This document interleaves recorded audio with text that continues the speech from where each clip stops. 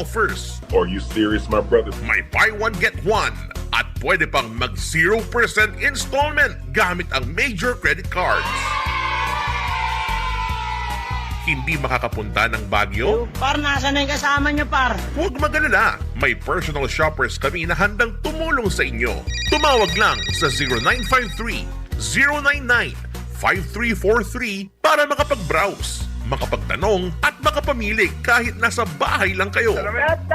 Huwag palampasin ang pinakamalaking sale ng Our Home. August 21 hanggang 23 sa Baguio Cultural and Convention Center. Let's get ready to rumble! Our Home Big Sale. Kita kids!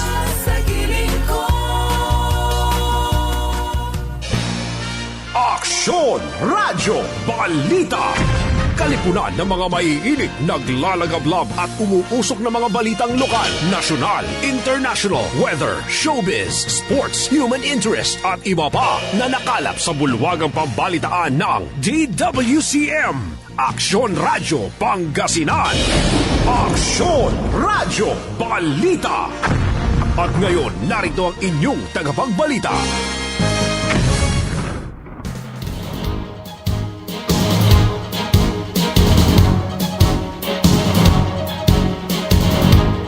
Magandang umaga, Pilipinas! Isang maaksyong umaga, Pangasinan at Dagupan. Ngayon ay araw po ng Biyernes, August 21, 2026. Sumasa inyo po ang programang ito, DWCM, Aksyon Radyo Balita. At ako po ang magiging tagapaghatid balita, Aksyon Kimberly Davenport. Kasama naman po natin sa atin pong Master's Control Engineer Conrad Alvarez. At para po sa mga ulo ng balita sa balitang lokal, 48 na LGU sa Ilocos Region tumanggap ng mahigit 74 million pesos na halagang relief items mula sa DSWD. Patuloy na pagtaas ng baha sa Calasiao, ilang daanan na hindi na madaanan. Mga taram idineklara sa state of calamity dahil sa malawakang epekto ng habagat. Manawag, Pangasinan, patuloy na binabantayan ang posibleng pagbaha. Task Force at Junior Responders binubuo sa Manawag para palakasin ang school security. Bomb at drug-sniffing dogs permanenteng ibibase sa Manawag. Manawag, pinaigting ang preventive healthcare. Super RHU, target buksan na bago matapos ang taon. Trapiko sa Pantal Bridge, bahagyang bumagal dahil sa roadworks. Para naman sa balitang pulis, 792,000 pesos na halagang suspected shabu, nasamsam sa Calasiao. 46 years old, arestado. 190,000 na pesos na halagang suspected shabu, nasamsam sa Urdaneta. 72 years old, arestado sa San Fabiana. 50 anyos na magsasaka, arestado sa Bani. 55,000 pesos na halaga ng suspected shabu, nasamsam. 20 anyos na HVI, arestado sa Dagupan. 47,000 na pesos na halagang suspected shabu, nasamsam. Para naman sa balitang pambansa, mabilis na restoration ng signal pinuri ng DICT. Mahigpit na waste management, ipinananawagan ng DENR. Para naman sa balita sa ibayong dagat, South Korea nananawagan ng dialogo para wakasan ang Korean War. Para naman sa balitang showbiz, Viva Hot Babes nagbalik para sa Bulaklak Reunion Concert. Para naman sa balitang pampalakasan, 7 Pinoy Taekwondo Jeans aasinta ng ginto sa Asian Games. At yan po ang mga ulo ng balita sa umaga pong ito. Muli, sumasa inyo po ang DWCM Aksyon Radyo Balita. At ako po ang inyong tagapaghatid balita, Aksyon Kimberly Davenport. Para naman sa detalye ng atin pong balitang lokal, umabot na sa 74.2 million pesos ang halaga ng food at non-food items or FNFIs na ipinamahagi ng Department of Social Welfare and Development Field Office 1 sa 48 na lokal na pamahalaan sa Ilocos Region bilang tugon sa epekto ng mga bagyo at patuloy na pag-ulan. Ayon sa DSWD FO1, Nagsimula ang augmentation assistance noong August 7 para sa mga lokal na pamahalaang nangangailangan ng karagdagang resources upang matugunan ang pangangailangan ng mga pamilyang naapektuhan ng kalamidad. Batay sa datos hanggang August 20, 2026, alas 6 ng umaga, nasa 122,787 na FNFIs na ang nailabas ng ahensya.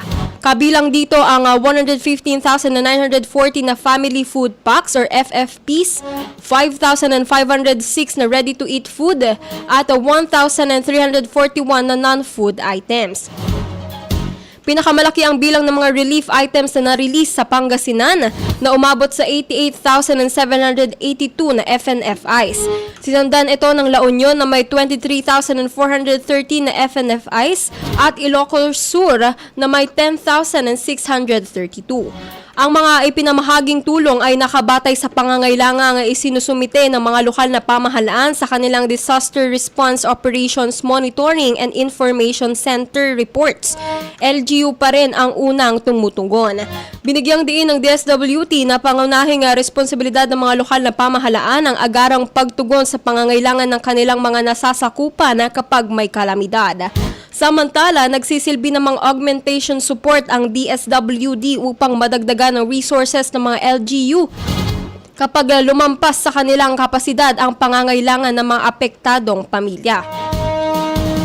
May ilang LGU rin umanong agad na nakapagtugon gamit ang sarili nilang resources kaya hindi na kailangang humingi kaagad ng karagdagang tulong mula sa DSWD.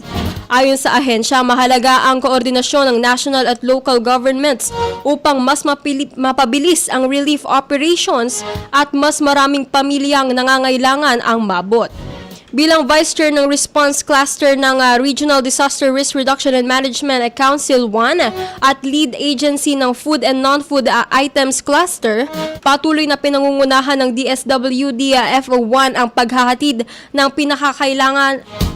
kinakailangang tulong sa mga pamilyang apektado ng kalamidad at iba pang emergency situations. Samantala, umabot na sa 44,081 na pamilya sa Pangasinan ang nakatanggap ng unang payout mula sa Unified Package of Livelihoods, Industry, Food and Transport o Uplift Assistance ng Department of Social Welfare and Development or DSWD. Batay sa datos ng DSWD hanggang August 18, nasa 44,081 na sa kabuang 54,022 household beneficiaries sa lalawigan ang nakatanggap ng paunang ayuda. Kabilang sa mga benepisyaryo ang mga indigent at near-poor families na kabilang sa Group 2 batay sa 2024 Community-Based Monitoring System ng Philippine Statistic Authority. Bawat kwalipikadong pamilya ay tumanggap ng 2,000 pesos na cash assistance upang makatulong sa kanilang pang-araw-araw na pangangailangan, partikular ngayong panahon ng tag-ulan. Sa Malasiki, kabilang sa mga nakatanggap ng ayuda si Babylin Barbosa na nagsabing malaking tulong ang 2,000 pesos para sa kanilang gastusin sa araw-araw. Samantala, sinabi naman ni Marife Cadioma na gagamitin niya ang natanggap na halaga para makabili ng bigas at matugunan ang pangangailangan ng kanyang mga apo. Ayon kay Municipal Social Welfare Office Heidi Mendoza, nasa 1,587 na benepisyaryo na sa Malasiki ang nakatanggap ng unang payout mula sa kabuang 3,315 beneficiaries sa bayan. Unang isinagawa ang payout sa Malasiki noong July 31. Ayon kay Mendoza, hindi na mano-mano ang magiging payout para sa ikalawa hanggang ika-6 na tranche. Sa halip, idedeposito ang mga susunod na ayuda sa digital wallets o bank accounts ng mga benepisyaryo.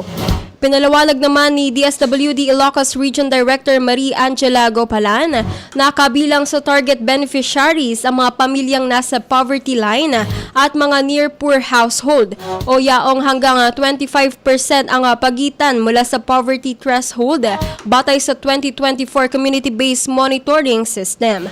Ang uplift assistance ay ipinakilala sa ilalim ng administrasyon ni Pangulong Ferdinand R. Marcos Jr.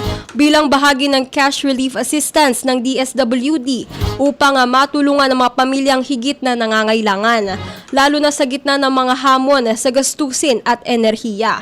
Patuloy naman ang pamamahagi ng ayuda sa mga kwalipikadong benepisyaryo sa iba't ibang bahagi ng Pangasinan. Samantala, patuloy ang pagtaas ng tubig baha sa ilang bahagi ng Calasiao, Pangasinan dahil sa mataas na level ng tubig sa ilog. Ayon kay Christine Joy Soriano, tagapagsalita ng Municipal Disaster Risk Reduction and Management Office or MDRRMO ng Calasiao, muling nalubog sa baha ang flood water monitoring system ng bayan. Hindi na rin madaanan ng mga light vehicle ang Mancoob Highway at ang bahagi ng sangaan na patungong Barangay Buenlag. Lagpas tuhod na ang tubig sa ilang bahagi ng kalsada, partikular sa nansangaan na papasok ng Buenlag at sa gitnang bahagi ng Mancoob Highway. May ilang motorista nang nagdatangkang dumaan, ngunit tumirik ang kanilang mga sasakyan. Dahil dito, mahigpit na pinapayuhan ng MDRRMO ang mga motorista na wag nang tangkaing daanan ang mga bahaging ito. Hindi pare-pareho ang lalim ng baha sa buong kahabaan ng mga kalsada, ngunit sa pinakamalalim na bahagi ay lagpas tuhod na ang tubig. Samantala, nakapasok na rin ang tubig sa ilang kabahayan sa poblasyon. Sa kabila nito, nananatiling passable sa ngayon ang Central Business District para sa light vehicles. Dahil sa patuloy na pagtaas ng tubig, muling binuksan ang Calasiao Sports Complex bilang evacuation center. Sa kasalukuyan, nasa 50 na pamilya ang pansamantalang nanunuluyan doon. Ayon kay Soriano, umaabot na sa 4 na talampakan ng lalim ng baha sa ilang lugar. Kabilang sa 5 binabantayang barangay ang Talibao, Lungos, Lumbang, bahagi ng Mancoob at bahagi ng Lasip. Sa ilang lugar, umaabot ng tubig hanggang dibdib. Inaasahan ng MDRRMO na maaari pang tumaas ang tubig sa mga low-lying areas sa susunod na 24 oras dahil nananatiling mataas ang level ng tubig sa ilog. Patuloy din ang koordinasyon ng lokal na pamahalaan sa iba pang partner agencies at ang monitoring sa mga binabahang barangay. Sa ngayon, wala pang rekomendasyon na idinaklara ang Calasiao sa ilalim ng state of calamity. Hinihikayat ng MDRRMO ang mga residente na manatiling alerto at handa, lalo na sa mga nakatira sa mababang lugar at malapit sa ilog. Pinapayuhan din ang mga magulang na paalalahanan ang kanilang mga anak na huwag lumapit o maglaro sa mga bahaging mataas ang tubig. Kung walang mahalagang lakad, pinapayuhan ng mga residente na manatili muna sa kanilang mga tahanan. Kung kinakailangang lumabas, inirekomendang magsuot ng angkop na protective clothing gaya ng bota. Bukas pa rin ang Calasiao Sports Complex para sa mga residenteng nangangailangan ng evacuation. Gayunman, hinihiling na makipag-ugnayan muna sa barangay officials o sa MDRRMO bago lumikas upang maayos na maasistahan. Para sa emergency concerns, maaaring tumawag sa MDRRMO Calasiao Hotline na 0932-666-8199. Patuloy ang paalala ng lokal na pamahalaan, manatiling alerto, iwasang dumaan sa mga binahang kalsada at unahin ang kaligtasan ng bawat pamilya. Samantala, idineklara na sa ilalim ng state of calamity ang buong bayan ng mga Taram, Pangasinan. Ngayon, kahapon, August 2026, kasunod ng matinding pag-ulan at pagbaha na dulot ng southwest monsoon o habagat. Sinagawa ang deklarasyon sa bisa ng Sangguniang Bayan Resolution number 223-2026 na naglalayong mapabilis ang pagtugon ng lokal na pamahalaan sa mga pangangailangan ng mga residenteng naapektuhan ng kalabidad. Kabilang sa mga tinamaan ng pagbaha ang mga residente, kabuhayan, pananim, ari-arian at ilang infrastruktura sa iba't ibang bahagi ng bayan. Sa ilalim ng state of calamity, mas mapapalakas ang mga hakbang ng pamahalaang bayan para sa agarang relief, response, rehabilitation at recovery efforts. Kabilang ang paggamit ng naaangkop na disaster funds para sa mga kinakailangang tulong sa mga apektadong pamilya. Patuloy naman ang monitoring at pagtugon ng lokal na pamahalaan sa sitwasyon habang nananatiling banta ang pagtaas ng tubig sa mga mabababang lugar. Hinihikayat ang mga residente na manatiling alerto, makinig sa mga abiso ng kanilang barangay at lokal na pamahalaan at unahin ang kaligtasan ng pamilya. Sa harap ng patuloy na hamon ng kalamidad, nananawagan ng lokal na pamahalaan ang pagkakaisa at pagtutulungan ng mga mamamayan upang sama-samang makabangon ang buong mga taram. Samantala sa kabila ng patuloy na pag-ulan, wala pang naitatalang malawakang pagbaha sa bayan ng Manaoag ayon kay Mayor Jeremy Agerico Rosario. Ayon kay Rosario, nakatulong ang operasyon ng San Roque Dam upang maiwasan ang malalim na pagbaha sa lugar. Gayunman, patuloy na minomonitor ng lokal na pamahalaan ang 2 sityo na posibleng maapektuhan sakaling magpatuloy ang pag-ulan. Naitala rin ang bahagyang erosion sa Candelaza, Barangay Nalsiana. Agad namang nagsagawa ng mitigating measures ang lokal na pamahalaan upang maiwasang matangay ang malalaking bato at iba pang materyales patungo sa mga kanal. Plano rin ng pamahalang bayan na ayusin ang mga kanal kapag bumuti na ang lagay ng panahon. Samantala, sinabi ng alkalde na may ilang barangay na nasa gilid ng ilog na maaaring makaranas ng pagtaas ng tubig kapag patuloy ang pag-ulan. Gayunman, karaniwang umanong bumababa ang level ng tubig kapag tumitila ang ulan. Nilinaw din ni Rosario na walang kasalukuyang pinahihintulutang quarry site sa Manaoag at suspendido ang mga dating quarry area. Habang mas hinigpitan naman ang pamahalaang panlalawigan ang regulasyon sa operasyon ng quarrying. Wala rin umanong na-monitor ang lokal na pamahalaan na pagkuha ng graba mula sa mga riverbank sa kabila ng mga pag-ulan. Samantala, bumubuo ang lokal na pamahalaan ng Manaoag ng isang task force at junior responders bilang dagdag na seguridad sa mga paaralan at mas mabilis na pag-uulat sa anumang posibleng banta sa mga estudyante. Ayon kay Manaoag Mayor Jeremy Rosario, mahalaga ang maagap na pag-uulat upang agad na maaksyonan ng mga otoridad ang anumang kahina-hinalang kilos o insidente sa loob at paligid ng mga paaralan. Sa ilalim ng programa, ang junior responders ay binubuo ng mga piling responsableng estudyante na magsisilbing karagdagang mata at tenga ng mga otoridad sa kanilang mga paaralan. Hindi umano sila kapalit ng mga pulis o security personnel, kundi katuwang sa pagtukoy at agarang pag-uulat ng mga insidenteng maaaring makaapekto sa kaligtasan ng kanilang mga kapwa estudyante. Kasabay ng pagpapalakas sa junior responders, bumubuo rin ang LGU ng isang task force na tututok sa pagtugon sa mga issue ng school safety.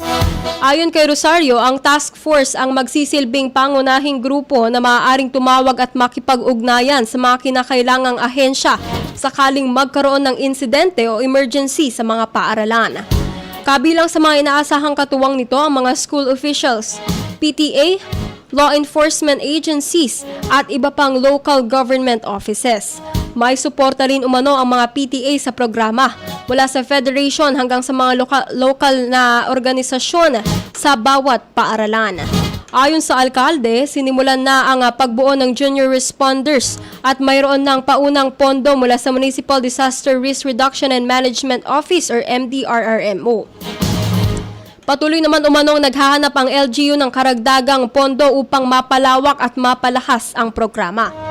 Napansin umano ng lokal na pamahalaan na mas nagiging maayos ang kilos ng mga estudyante kapag may presensya ng guro o pulis sa kanilang paligid. Dahil dito, nais ng LGU na magkaroon din ng responsableng mga estudyanteng nakatutok sa kanilang kapwa kabataan at maaaring agad magbigay ng impormasyon sa mga otoridad. Binigyang diin ni Rosario na mahalaga ang oras sa pagresponde, lalo na sa mga insidenteng maaaring mauwi sa karahasan. Kasabay ng pagbuo ng task force at junior responders, binigyan na rin umano ng authorization ng ilang PTA at school officials ang Philippine National Police or PNP na makapasok sa school campuses kapag kinakailangan. Ayon kay Rosario, mahalaga ito dahil hindi basta-basta makapapasok ang mga pulis sa loob ng school campus nang walang kaukulang pahintulot. Mas mahirap na rin ang seguridad sa pagpasok ng mga sasakyan, partikular sa malalaking paaralan gaya ng Manaoag National High School na may mahigit 6,000 na estudyante. Layunin ng mga hakbang na magkaroon ng mas organisadong sistema ng prevention, reporting at mabilis na response upang maprotektahan ng mga estudyante at maiwasan ng anumang insidente ng karahasan sa mga paaralan. Ayon kay Rosario, hindi lamang ito responsibilidad ng LGU o ng pulisya, kundi nangangailangan ng sama-samang pagkilos ng mga magulang, estudyante, guro, school heads, PTA at iba pang ahensya ng pamahalaan. Samantala, mas paiigtingin ang seguridad sa bayan ng Manaoag sa pamamagitan ng paglalagay ng bomb sniffing at drug sniffing dogs na permanenteng ibibase sa lugar. Ayon kay Manaoag Mayor Jeremy Rosario, malapit ng permahan ng Explosive Ordnance Disposal o EOD at Philippine National Police or PNP ang kasunduan para sa paglalagay ng mga K9 units sa bayan. Sinabi ni Rosario na malaking bagay ang pagkakaroon ng mga trained K9 dahil maaari ng regular na mabantayan ang mga mataong lugar sa Manaoag, particular ang Our Lady of Manaoag Minor Basilica at mga nakapaligid dito. Layunin nitong mapalakas ang security measures sa mga lugar na dinarayo ng maraming residente, deboto at turista lalo na tuwing peak days. Ayon sa alkalde, mahalaga ang regular na security monitoring dahil sa dami ng mga taong nagtutungo sa Manaoag, partikular sa Basilica. Samantala, binanggit ni Rosario ang mga naitalang bomb threat sa ilang paaralan sa Manaoag na isa rin sa mga dahilan kung bakit kinakailangang higit pang palakasin ang security preparedness ng bayan. Sa sandaling maging operational ang mga K9 unit, inaasahang makatutulong ang mga ito sa regular na pag-iinspeksyon at pagtukoy ng posibleng banta sa seguridad, katuwang ang PNP at iba pang otoridad. Samantala, pinaiigting ng lokal na pamahalaan ng Manaoag ang mga programang pangkalusugan, partikular ang preventive healthcare upang mas mapalapit sa mga residente ang serbisyong medikal. Ayon kay Manaoag Mayor Jeremy Rosario, prioridad ng kanyang administrasyon ang pagpapalakas ng preventive health program sa bayan. Malaking tulong umano rito ang Rural Health Unit o RHU na pinamumunuhan din ng isang espesyalista sa internal medicine. Sinabi ni Rosario na nakatutulong ang pagkakaroon ng medical specialist sa RHU sa mas maayos na pamamahala at pagtugon sa mga pangangailangang pangkalusugan ng mga residente. Patuloy naman ang vaccination program kontra tigdas at rebelya sa mga barangay ng Manaoag. Ayon sa alkalde, regular na umiikot ang mga health workers sa mga barangay. Rain or shine, alinsunod sa vaccination schedule na itinakda ng Department of Health or DOH. Kahit idinakra ang Ninoy Aquino Day, nanatiling naka-full force ang mga health workers ng RHU upang matiyak ang pagpapatuloy ng mga serbisyong pangkalusugan. Patuloy din umano ang supply ng mga gamot na natatanggap ng RHU para sa pangangailangan ng mga pasyente. Samantala, inaasahang magbubukas bago matapos ang taon ang isang bagong Super RHU sa Barangay Kabanbanan. Ayon kay Rosario, recipient ang Manaoag ng naturang pasilidad at unti-unti na itong nilalagyan ng mga kinakailangang kagamitan at pasilidad. Matatagpuan ang Super RHU malapit sa extension offices ng munisipyo, kabilang ang engineering at agricultural offices. Nasa highway din ito at may security personnel dahilan upang maging mas accessible at ligtas para sa mga residente. Inaasahan ng alkalde na magiging malaking tulong ang bagong pasilidad sa mga residente, partikular sa mga barangay na nasa bahagi ng Manaoag patungong Urdaneta. Sa halip na bumiyahe pa patungong Urdaneta o ibang syudad para magpagamot, sinabi ni Rosario na mas magiging practical para sa maraming residente na nasa Manaoag na lamang kumuha ng serbisyong pangkalusugan. Layunin ng bagong pasilidad na mailapit ang serbisyong medikal sa mas maraming residente at mabawasan ang pangangailangang bumiyahe para sa ibang lugar para sa pangunahing pangangailangang pangkalusugan. Samantala, bahagyang bumagal ang daloy ng trapiko sa Bantal Bridge at Judge Jose de Venecia Extension kahapon matapos na magsagawa ng roadworks sa lugar. Ayon sa Public Order and Safety Office or POSO, Pansamantalang itinigil ng Department of Public Works and Highways or DPWH ang paglalagay ng aspalto sa bahagi ng tulay upang maiwasan ang mas matinding pagsisikip ng trapiko. Inaasahang ipagpapatuloy ang roadworks sa gabi kung kailan mas kaunti na ang volume ng mga sasakyan dumaraan sa lugar. Nakaantabay naman ang mga tauhan ng poso upang umalalay sa mga motorista at mapanatiling maayos ang daloy ng trapiko habang nagpapatuloy ang proyekto. Susunod na po ang police reports sa atin pong pagbabalik. Aksyon Radyo Balita. Manila Broadcasting Company. Sa Dagupan City, kayo ay nakikinig sa Tunog ng Bayan. Aksyon Radyo. 1161. Ang Tunog ng Bayan ang nangunguna sa balita. Aksyon Radyo. Issue at komentaryo. Aksyon Radyo. Musika at showbiz. Aksyon Radyo. At sa serbisyo publiko. Aksyon Radyo. Ang Tunog ng Bayan ang nangunguna. Ang Tunog ng Bayan. Aksyon Radyo. Aksyon Radyo. 1161. DWCM Aksyon Radyo Pangasinan. Ang oras po natin ay 7:39 ng umaga. This time check is brought to you by ACS Manufacturing Corporation, ISO certified, maker of world-class quality Pride detergent. MX3. Dito ako bilib. Walang halong pambobola. Kalidad lang, sapat na. Champion, tapat po sa inyo. Aksyon Radyo. Tatapatin namin kayo. Sa panahon ngayon, kahit kami sa Champion, kailangan magtipid. Kaya wala muna kaming TV commercial. Sa radyo kasi pinakamura. Ang natipid namin, napunta sa pagpapagaling ng mga Champion products para mapadali ang paglalaba at dishwashing. Ang mataas na kalidad, pwedeng gawing abot kaya. Nagawa nga namin. Subukan mo na. Champion. Walang gimmick. Tapat po sa inyo. Araw-araw, MX3 para MX-Traordinary. With alpha, beta, gamma na sangkap nito. Tunay, original at natural na suplemento. With MX3, so coffee and tea. With MX3, it's for you and me. With MX3, dito ako bilib. I am Dulce, your power singing diva. Sa MX3 capsule, dito ako bilib. Mahalagang paalala, ang MX3 capsule ay hindi gamot at hindi dapat gamiting panggamot sa anumang uri ng sakit.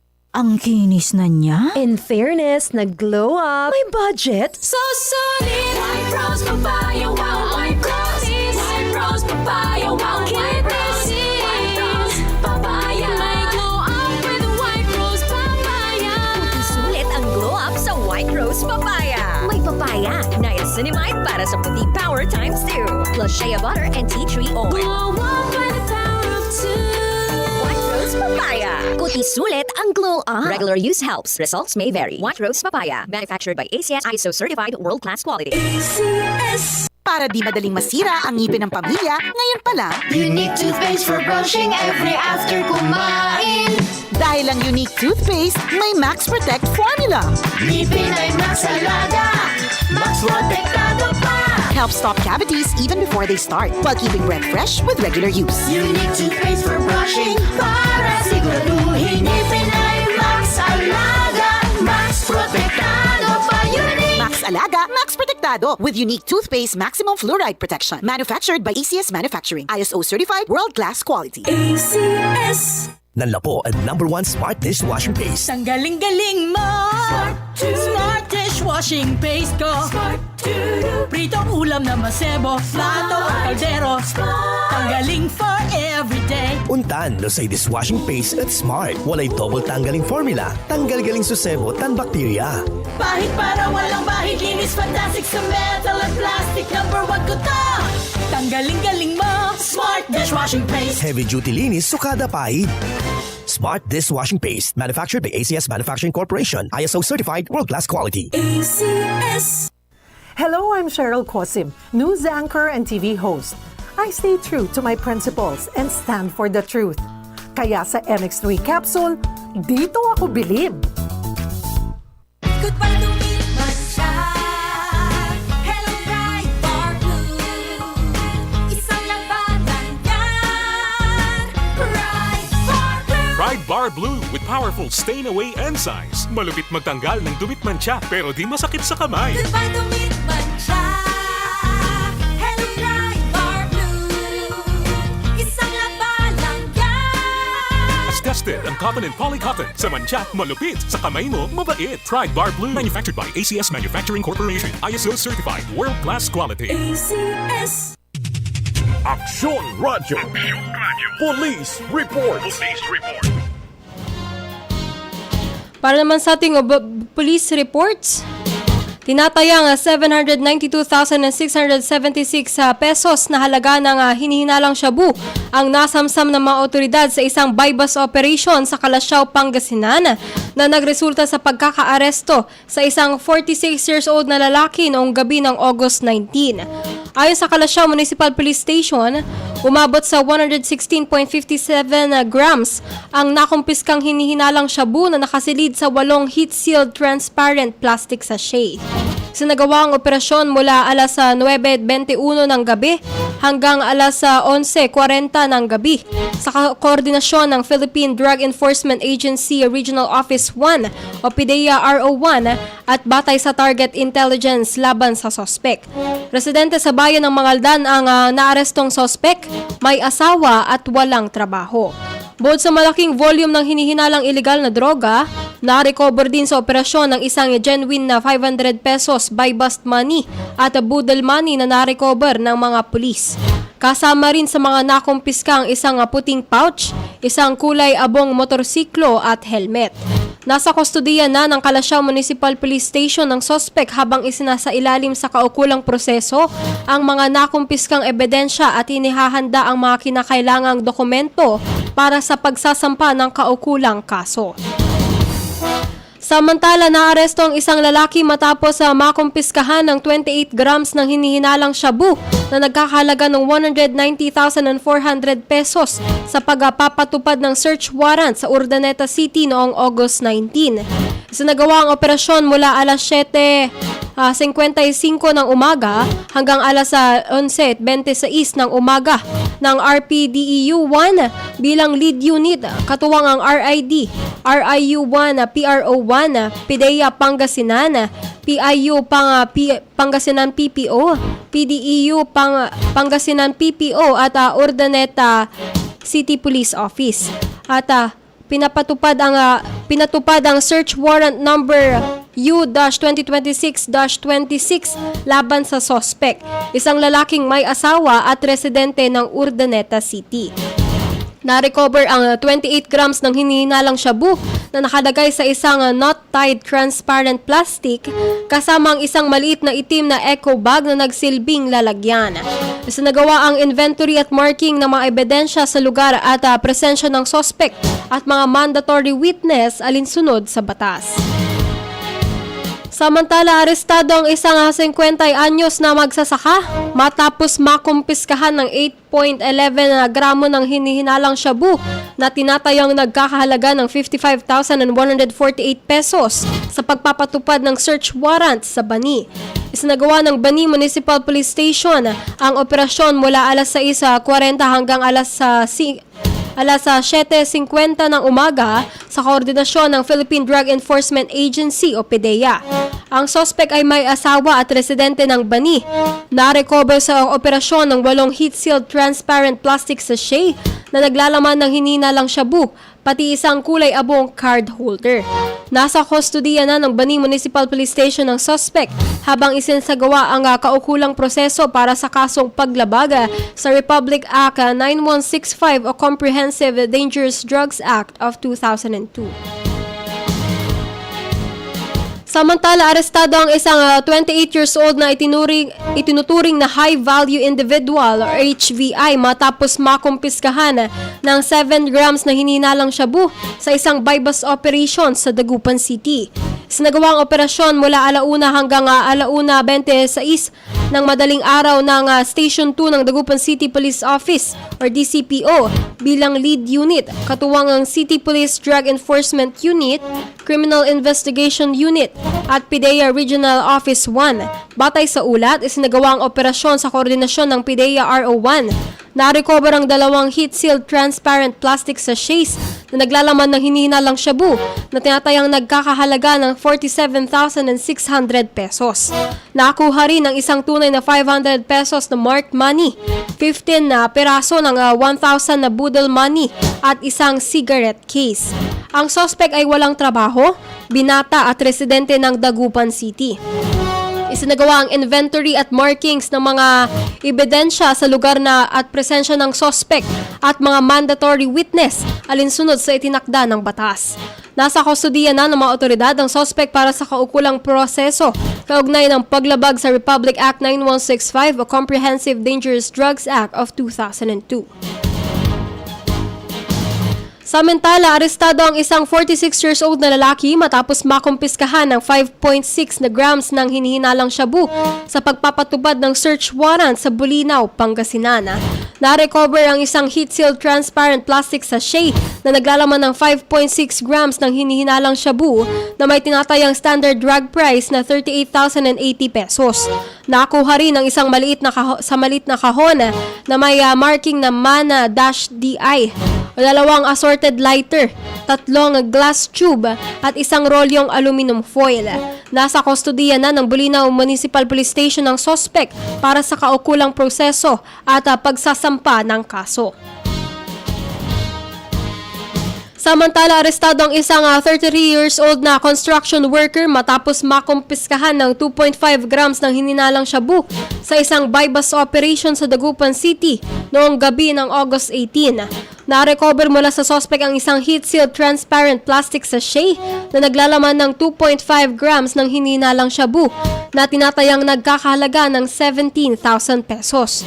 Nakuha rin ang isang itim na Motoposh 155 motorcycle, isang genuine na 500 pesos bill na ginamit bilang marked money at 7 piraso ng 1,000 pesos budol money. Ang suspect ay may asawa, 33 years old at residente ng San Fabian, Pangasinan. Sinagawa ang inventory at markings ng mga ebidensya sa lugar sa presensya ng suspect at mga mandatory witness alinsunod sa itinakda ng batas. Nasa kustodiya na ng mga otoridad ang suspect para sa kaukulang proseso kaugnay ng paglabag sa Republic Act 9165 o Comprehensive Dangerous Drugs Act of 2002. Samantala, arestado ang isang 38 years old na lalaki matapos makuhanan ng hinihinalang shabu sa isinagawang buy-bust operation sa Bugalyon, Pangasinan. Ayon sa Bugalyon Municipal Police Station, sinagawa ang operasyon mula alas 9:54 ng gabi hanggang alas 11:35 ng gabi sa koordinasyon ng Philippine Drug Enforcement Agency Regional Office 1 o PDEA RO1. Ang suspect itinuturing na street-level individual, walang asawa, walang trabaho at residente ng Bugalyon, Pangasinan. Nagresulta ang operasyon sa pagkakaaresto sa suspect at pagkakumpiska ng dalawang heat-sealed small transparent plastic sachet na naglalaman ng tinatayang 1.2 gramo ng hinihinalang shabu na may standard drug price na 8,160 pesos. Kabilang din sa mga nakumpiskang non-drug evidence lagayan ng sigarilyo, buy-bust money, transparent plastic sachet at motorsiklo. Nasa kustodiya na ng pulisya ang suspect habang inihahanda ang kaukulang kaso kaugnay ng hinihinalang paglabag sa Republic Act number 9165 o Comprehensive Dangerous Drugs Act of 2002. Samantala, arestado din ang isang 37 years old na pedicab driver matapos makuhanan ng 1 gramo ng hinihinalang shabu sa isinagawang buy-bust operation sa Dagupan City, Pangasinan. Ang suspect ay 37 years old, walang asawa, isang pedicab driver at residente ng Maldan, Pangasinan. Itinuring siyang street-level individual. Nakumpiska mula sa kanyang isang heat-sealed transparent plastic sachet na naglalaman ng tinatayang 1 gramo ng hinihinalang shabu na may standard drug price na 6,800 pesos. Na-recover din bilang non-drug evidence ang isang genuine na 500 pesos bill, 5 peraso ng 1,000 budol money at isang motorsiklo. Nasa kustodiya na ng pulisya ang suspect habang hinahanda ang kaukulang kaso kaugnay ng hinihinalang paglabag sa Republic Act number 9165 o Comprehensive Dangerous Drugs Act of 2002. Samantala, nagsasagawa ng paghahanap ang mga otoridad sa isang 67 years old na lalaki na iniulat na nawawala matapos umanong umalis sa kanilang floating lodging hut matapos sa fish cage sa barangay Tubuan na Labrador, Pangasinan. Kinilala ang nawawalang lalaki na si Jose Saina Adrio, 67 years old, may asawa at residente ng barangay Germinal, Bulinaw, Pangasinan.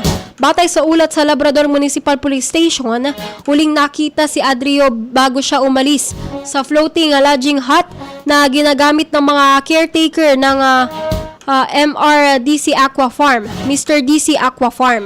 Ayon sa kasama niyang caretaker na si Darwin Visbal, 53 years old, nang bumalik siya sa kanilang tuluyan dakong alas 8:30 ng gabi noong August 18, napansin niyang wala na si Adrio. Sinubukang umano ni Visbal na hanapin ang kanyang kasama, ngunit hindi na ito matagpuan. Inuulat naman sa Labrador Municipal Police Station ang pagkawala dakong alas 7:30 ng gabi noong August 19. Ayon sa mga nag-ulat, may heart condition umano si Adrio. Si Adrio ay tinatayang 5'3 hanggang 5'4 ang taas, may puti o kulay abong buhok, katamtamang pangangatawan at maputing kutis. Huli umano siyang nakasuot ng berdeng long sleeve shirt at itim na long pants.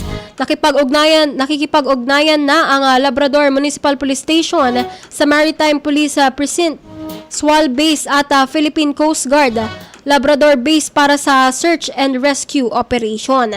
Hinihikayat ng sinumang may impormasyon tungkol sa kinaroroonan ni Adrio na makipag-ugnayan sa Labrador Municipal Police Station sa contact number na 0998-598-5108 o kaya Joanna Lazo sa 0919-991-3858.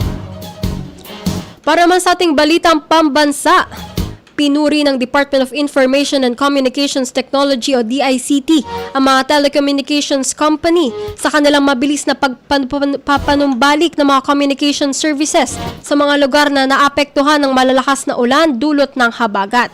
Kinilala ng DICT ang Converge, PLDT Smart, Globe at Dito sa kanilang agarang pagkilos at tuloy-tuloy na restoration efforts matapos ang masamang panahon.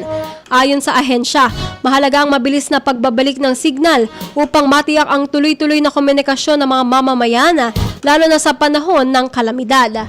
Bahagi ito ng panawagan ni Pangulong Ferdinand Marcos Jr. na panatilihing konektado ang publiko upang mas mabilis na maihatid ang impormasyon at tulong sa mga nangangailangan. Sinabi rin ni DICT na naging matagumpay ang koordinasyon sa ilalim ng Digital Bayanihan, isang inisyatiba ng pamahalaan at pribadong sektor na naglalayong mapanatili ang connectivity at mahalagang serbisyo sa oras ng sakuna. Nagpasalamat ang DICT sa mga telco sa kanilang pakikipagtulungan upang mapanatiling konektado ang mga Pilipino at maisulong ang isang mas matatag at resilient na communication network. Tiniyak naman ng ahensya na patuloy itong makikipagtulungan sa mga telecommunications company upang mapanatiling maaasahan ang communication services lalo na sa panahon ng mga kalamidad. Para naman sa ating balita sa ibayong dagat, iminungkahi ni South Korean President Lee Jae-myung ang pakikipag-usap sa North Korea para pormal na wakasan ang Korean War na natapos noong 1953 ngunit hanggang ngayon ay wala pang pinal na peace treaty.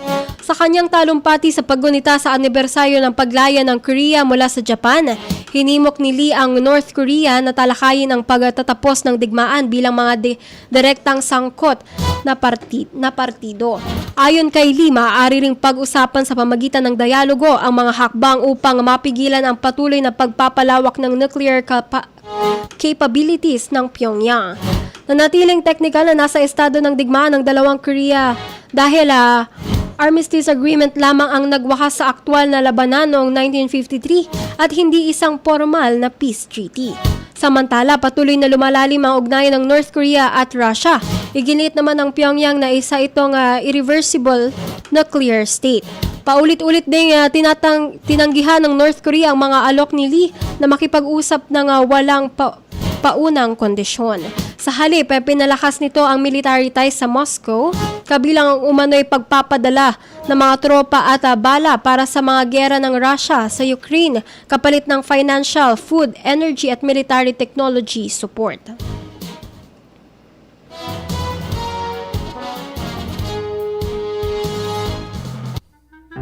Aksyon Radyo. Showbiz Balita. Para naman sa ating showbiz news, masaya ngunit emosyonal ang Viva Hot Babes sa kanilang reunion concert na Bulaklak na gaganapin sa New Frontier Theater sa October 23. Sa press conference ng Bulaklak sa Viva Cafe, muling nagsama-sama sina Maui Taylor, Katya Santos, Andrea Del Rosario, Gwen Garcia, Cherie, JC Parker at Jennifer Lee, kasama ang kanilang direktor na si GM San Pedro. Ikinento ng grupo na masaya silang muling magkakasama para sa bagong proyekto at pinasalamatan si Boss Vic Del Rosario na siyang nag-isip ng kanilang reunion concert. Ayon sa Viva Hot Babes, hindi pilit ang kanilang pagbabalik sa entablado at swak umano ang timing para muli silang magsama-sama. May bago rin silang kantang ilalabas na isinulat ni Jennifer Lee at sinabi ng grupo na nagustuhan nila ang bagong awitin at excited silang ibahagi ito sa kanilang mga tagahanga. Samantala, uuwi rin ng Pilipinas si Ella V na kasalukuyang nakabase sa Orange Country, California para makiisa sa kanilang concert. Inaasahang magiging espesyal at puno ng nostalgia ang pagbabalik ng Viva Hot Babes sa entablado para sa kanilang Bulaklak reunion concert sa October 23. Aksyon Radyo. Sports News. Para naman sa ating balitang pampalakasan, 7 Pilipinong taekwondo jeans ang sasabak para sa gintong medalya sa 2026 Asian Games sa Japan sa pangunguna ni na Junior World Champion Tatiana Manjin at Olympian Kurt Barbosa. Ayon sa Philippine Taekwondo Association, 2 atleta ang maglalaban sa POMSE habang 5 naman sa Kyorugi. Magdadebut sa Asia sina Juice Yape at Juliana Candelaria habang sasabak din si Yape sa virtual taekwondo. Si Manjin na ay lalaban sa women's 49 kg divisions habang si Barbosa naman sa men's 54 kg. Kasama rin sa koponan sina Dave Seiya, Bob Jessica Canapal at Laila Delo. Bagong format naman ang ipatutupad sa PUMSE kung saan kailangang lumahok ang mga atleta sa parehong recognized at freestyle events. Sa 2023 Hangzhou Asian Games, tanso lamang ang naiuwi ng Pilipinas sa taekwondo sa pamamagitan ni Patrick King Perez. At yan po ang ating pinakahuling balita sa umagang ito. Muli, sumasa inyo pong programang ito, DWCM Aksyon Radyo Balita. At ako po ang naging tagapaghatid balita, Aksyon Kimberly Davenport. Kasama naman po natin sa atin pong Master's Control, Engineer Conrad Alvarez. Maraming salamat po sa pakikinig at panonood po dito po sa mga programa ng Aksyon Radyo Pangasinan. Atin po munang batiin atin po mga viewers. Good morning po. Good day, amiga. God bless po kay Sir Ben Hovelianos. Ayan, good morning po. Ganun din po kay Mama Mary Santos. Ayan, kay Sister Mary Santos. Yan, see you po on Sunday. Ganun din po kay Samantha Alimorong. Watching Melody Doton. Ganun din po kay Ma'am Vivian Olarte. At kay Tita Lolita Pascua. Ganun din po kay Tita Gina. Kay Tita Girly Quintos, kay Sir Lyson family, Sir Reynaldo Lyson Jr. and Sr. Ganun din po kay Ma'am Christy Fabia Lyson, kay Sir Jomar Juanites, Sir Mel Aguilar, Lord Leonard Jones, kay Jeremy Latorre. Ganun din po sa Quintos and Daray family, Vicente family, at De Venecia family mula po sa Tayug. Ayan, maraming salamat po. Ganun din po kay